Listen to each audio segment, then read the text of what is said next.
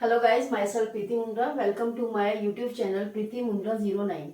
तो आज हम डिस्कस करने वाले हैं क्वेश्चन नंबर 5। लेकिन इससे पहले जिन लोगों ने चैनल को सब्सक्राइब नहीं किया है वो अभी सब्सक्राइब कर लें और वीडियो पसंद आए तो उसको लाइक भी कर दें। राइट, तो अब हम शुरू करने वाले हैं question number 5। A hemispherical depression is cut from one face of cubical wooden block such that the diameter L of the hemisphere is equals to the edge of the cube. Determine the surface area of the remaining solid. तो देखो यहाँ पे बोला है एक cubical wooden block है। इससे पहले हमने जो सम किया था ना वो कुछ कुछ ऐसा ही है। तो यहाँ पे एक क्यूबिकल वुडन ब्लॉक है, उसके एक फेस में से हमें क्यूबिकल डिप्रेशन को कट ऑफ करना है। तो पहले फिगर बना लेते हैं। क्यूबिकल ब्लॉक बनाएंगे पहले।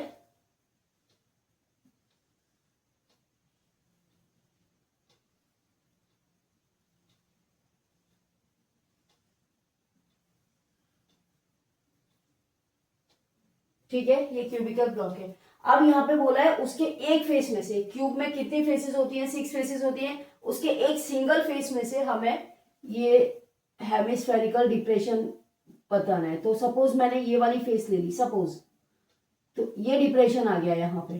ठीक है, ये इस तरह का डिप्रेशन आ गया, तो इसको हमें कट ऑफ करना है यहाँ पे। तो उसके बाद जो सॉलिड बचेगा उसका सरफेस एरिया कितना होगा? तो देखो, मैंने इससे पहले वाले क्वेश्चन में भी आपको बताया था कि इस टाइप के कॉम्बिनेशन वाले जो चीजें आती हैं, जो क्वेश्चंस आते हैं, उसमें जो मेन फिगर होता है उसका टीएसए हमें लेना होता है।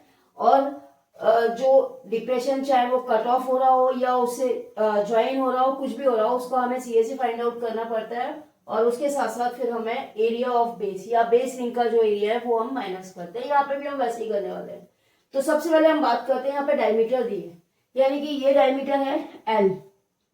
तो एल इसकी डायमीटर है, तो इसकी क्यूब के लिए वो साइड हो गई। तो solution, side of cube, cube की जो साइड है वो हो गई L. And diameter, diameter of hemisphere, hemisphere की जो डायमीटर है वो एल है। तो रेडियस कितनी हो जाएगी? रेडियस ऑफ हेमिस्फीयर, रेडियस हो जाएगी diameter upon 2, that is L upon 2। Right, ये हमारी रेडियस होगी। तो अब हमें रिमेनिंग सॉलिड का एरिया फाइंड करना है। तो इसको मैं अलग अलग ना करके एक ही लाइन में सब कुछ फाइंड आउट कर लेती हूँ। तो एरिया ऑफ, यहाँ पे लिख भी नहीं रही मैं, सीधे सीधे ये कट कर रही हूँ। Area of remaining solid equals to, क्या बोला था मैंने?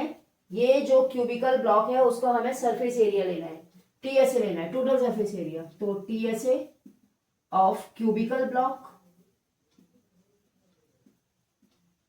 Plus CSA of hemisphere